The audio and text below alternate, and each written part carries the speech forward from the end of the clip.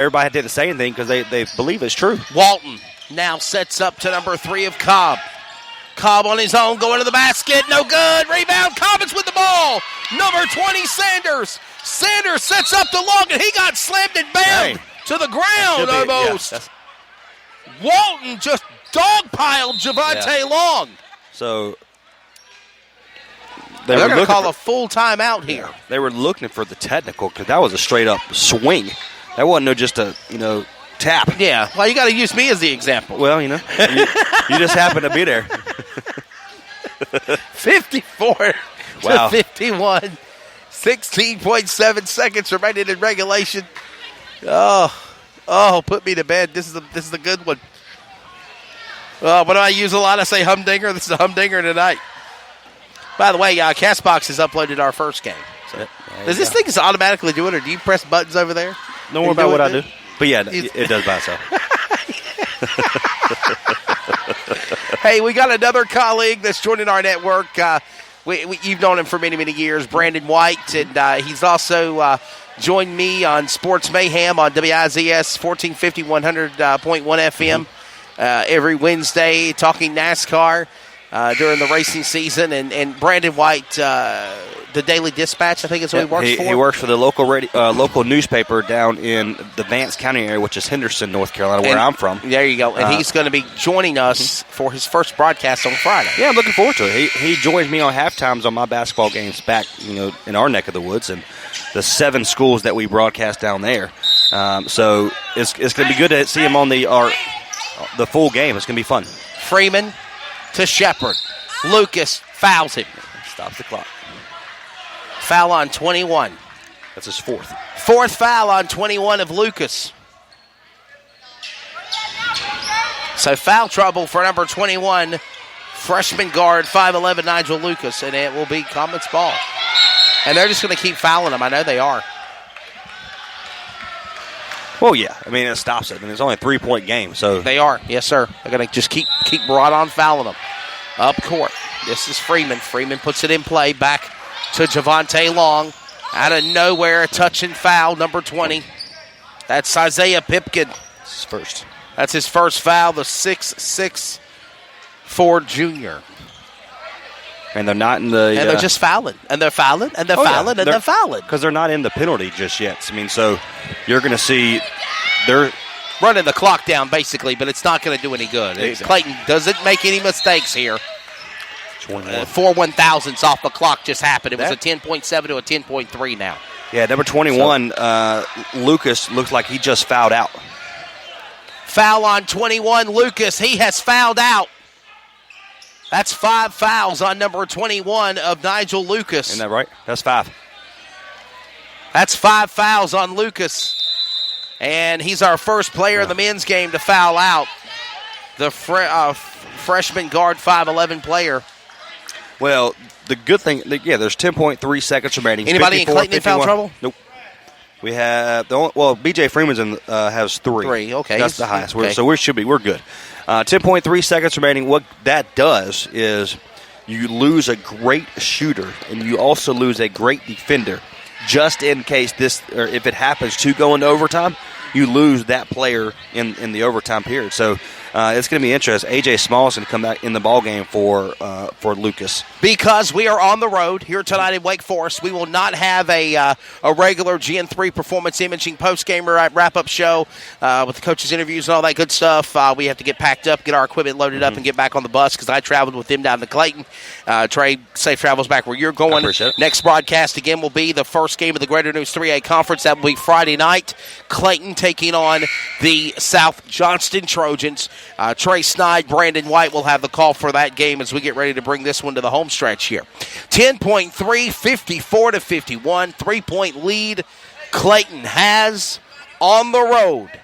They're looking to go 11-2 going into the first game of the Greater News 3A Conference, and at the line will be number 4, Elijah Shepard, and he'll shoot. 1-1. And he'll miss it. Give it to Hogan Stallings, getting the rebound back. Send it up to Smalls. Smalls for 3. Bounces off the rim. It's no good. Turns it back over to Clayton. They get it. That is. And there's a foul. He fouled him with 4 1,000ths of a second left on the clock. Well, yeah.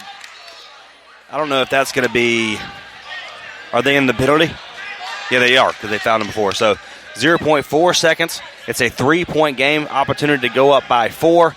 And it looks like the Clayton Comets are going to, would like to say, survive. Seal this one, if you want to call it that. Yeah. And don't foul. You hear Coach Medlin yelling through our headsets. He's saying, don't foul, don't foul, don't foul. Yes, Medlin, you still got hair. 4 1,000ths of a second, 54-51, 3-point lead. He'll nail that shot. Don't foul, box out. Don't let them get to you. This is it. Bring it home. As at the line, Long. Long will make his first one. He'll shoot for his second shot. Put it in, and it's good. It's a dagger. 56-51. There is the horn. It is over. Wow. Clayton wins 56-51. But a valiant, strong effort, Trey Snyde, by the Wake Forest Cougars down the home stretch. That was, I mean, it's what a great game. 56-51. Of course, the Cougars are going away empty-handed, should you say. But, I mean, congrats for Todd Seymour, the head coach of the Cougars. Led a 4-8 team against a really good team in Clayton, and they held every bit of it. Coach Medlin has done a terrific job.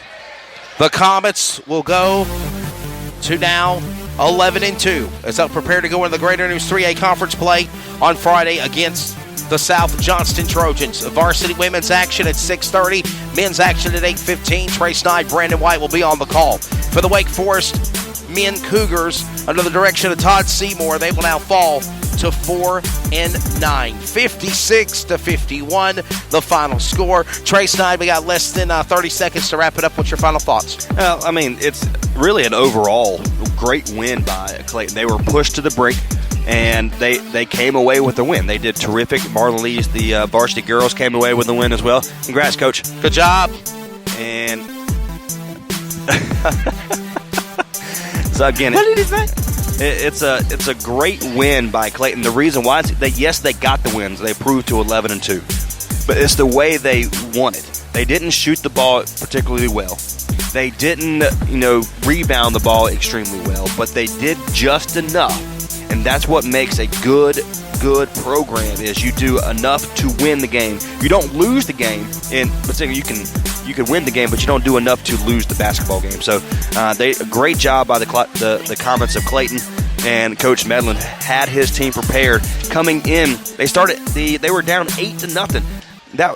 That's a long time since we've seen the Comets go down 8-0 at the start of the game. They stay calm, cool, collected, and it's a good situation for the Comets to go into halftime or into conference. So again, big wins for the Comets on the road. They now prepare to go into the West for that Greater News 3A Conference Championship for the Wake Forest Cougars. They'll compete in the 4A bracket of the Northern Atlantic Conference as well. So, hey, we're out of here at Wake Forest, North Carolina. Big win for the varsity men and women Comets on the road as they prepare for their next game on the road against the South Johnston Trojans. Again, next broadcast will be Friday, January the 10th, the Comets and the South Johnston Trojans for the opening game of the Greater News 3A Conference. So, for Trey Snyde, I'm Wesley Outland. Thank you for joining us for Comets basketball. Follow us, as always, at Community Radio Network on Facebook, at CRN Sports on Twitter and Instagram. And as always, be Comets all in. God bless. Comets win big on the road over Wake Forest.